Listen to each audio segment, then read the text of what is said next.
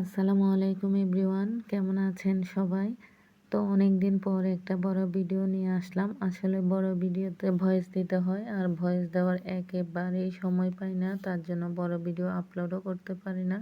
তো কিছুদিন ভয়েস না দেওয়ার কারণে কণ্ঠটাও তেমন ভালো আসতেছে না। তো আজকে কি কি রান্না করব সেটাই আপনাদের সাথে শেয়ার করলাম। তো সকাল সকাল আমার শ্বশুর বাজার থেকে গরুর মাংস নিয়ে আসছে, আর ওদিকে আমি শাক পছন্দ করি, তাই আমি লাউ শাক নিয়েছি। লাউ শাকগুলো কেটে কুটে রেখেছি, আর এখানে গরুর মাংসগুলো কাটতেছি।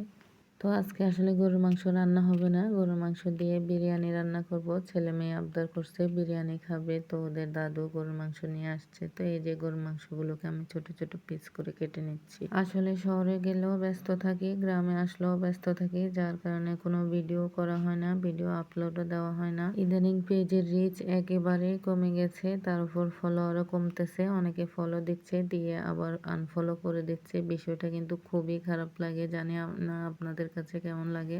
আসলে যারা পেজ না দেখে ভিডিও বানায় তাদের আসলে অনেক কষ্ট। এটা যারা ওভাবে ভিডিও বানায় তারাই জানে, আর অন্য কেউ বুঝবে না। তো আসলে ফলোয়ার কমে গেলে পেজের কিন্তু অনেক বেশি খারাপ লাগে। তো জানি না কোন ভাইয়া বা আপুরা এরকম করে, আপনাদেরও কি এরকম হয় আমার মতো? অবশ্যই কমেন্টে জানাবেন। তো কথা বলতে বলতে এই যে মাংসগুলো কেটে নিয়েছি আমি।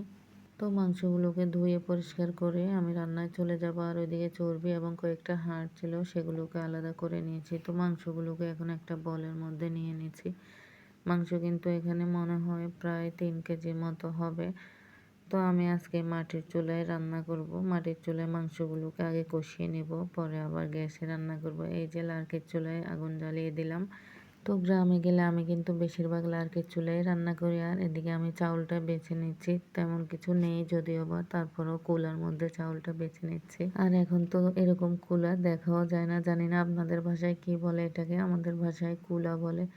তো এই তো চুলার মধ্যে বসিয়ে দিয়েছি আমি একটা পাতিল। তো এখানে এই তো পরিমাণ মতো তেল, পেঁয়াজ এবং দারচিনি, লং, এলাচ দিয়ে একটু বেরেস্তা করে নিলাম। এখন চালটা দিয়ে নিলাম, এর মধ্যে ভালো করে নেড়ে চেড়ে দিচ্ছি। আসলে এক হাতে মোবাইল ধরে আছি, আর এক হাতে নাড়তেছি, ভালোভাবে ভিডিও করতে পারছি না। আসলে একা একা ভিডিও করা কিন্তু অনেক বেশি কষ্ট। আর স্ট্যান্ড থাকলেও স্ট্যান্ড আমার এখানে নেই, এখানে স্ট্যান্ড ছাড়াই ভিডিও বানাতে হয়। স্ট্যান্ড আসলে শহরে আছে, আর আমি বেশিরভাগ এক হাতে মোবাইল রাখি, অন্য হাত দিয়ে ভিডিও করি, তাই ভিডিও তেমন ভালো আসে না। স্ট্যান্ডে রাখতেও আমার একটু মনে হয় টাইম লাগে বেশি। আসলে স্ট্যান্ডে ভিডিও করলে ভালো হয়, কিন্তু আমি করি না। কেন করি না আমি নিজেও জানি না, অথচ স্ট্যান্ড সব কিছুই আছে।